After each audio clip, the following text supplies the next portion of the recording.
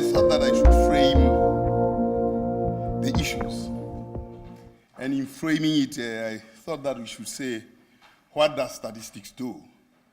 It's basically about people, places, and more importantly, about possibilities. And it is in understanding the possibilities that we can understand the role of statistics better. And there are properties in statistics, in measurement. Does measurement matter? The properties are that they are numerical facts. So they are not opinions, but they are numerical facts. They are transparent and therefore enhanced predictability because they are transparent. And because they are shared, we can actually accept accountability on these numerical facts and accept the consequences of our own actions. And if we are driving an agenda for results, we need to read from the same facts. And basically they are transformative because they drive will. I understand that there's something called political will, but you need will that is driven by facts, not just by emotions. So where do they start? You have to look at outcomes and put at the center the question of use, planning, monitoring, policy, and decision-making. I want to talk a little bit about will because many people talk about political will. There's nothing called political will, which is outside facts. Politicians don't just dream will. It has to be driven by facts, and in this regard, statisticians have to be involved in that process of will. And I have this busy matrix here. You will read it at your own time. But there are a few things that I want to focus on, which is the statistical leadership, strategic planning, statistical products, statistical processes, and organization and management. When we focus on those, we can actually drive that transparency, accountability, results, and transformation. In the matrix itself, we describe how perhaps these things should be driven. But will is driven and incorporates the notion of facts and the availability of facts to the politicians because they can't will things without substantiating those with facts.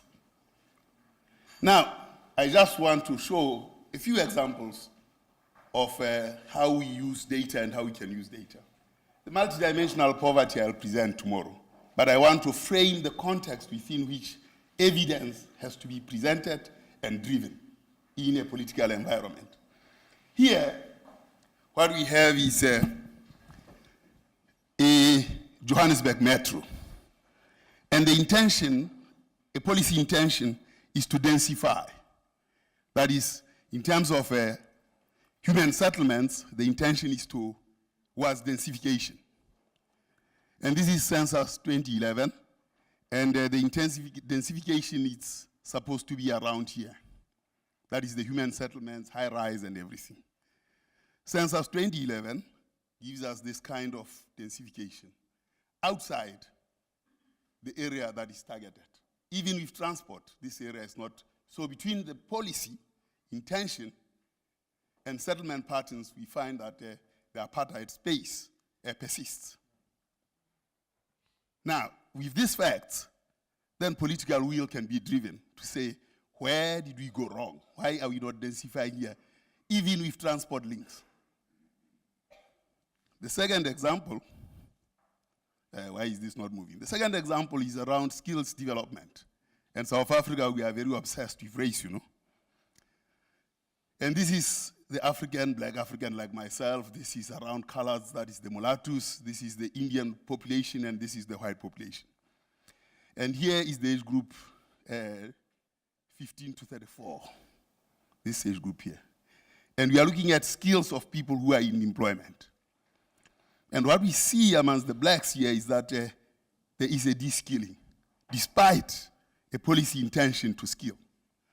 Amongst the white Indians and the colors, we see within that age group, there has been a dramatic growth between 1994 and 2014. But amongst blacks, that green has turned red and has actually regressed. So the future, which is the age group 15 to 34, is no longer the future. It can't be for the blacks, and the blacks are 80% of the population. So the will has to be driven by such hard facts to say, if government has said it will provide technical education or whatever it is, why are the skilled amongst the blacks regressing? Even regressing worse than what their parents were, because the parents here who are 34 are much more skilled than their children. So there is a serious regression here, and one has to go and search in policy, where did the policy go wrong? Next one is about, I have to click there, but now I can't click because I'm not driving the computer. Can you play on that area there? Just put your cursor on that and click. Right, leave it there.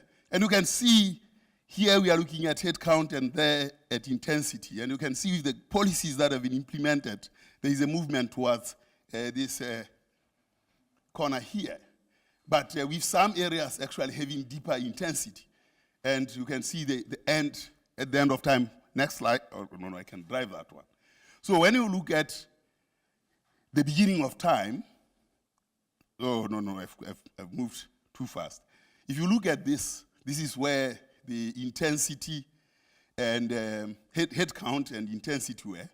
And at the end of time, this is where head count and intensity is. So there are successes in terms of policy dimensions in relation to, this is a mapping across time of multiple deprivation.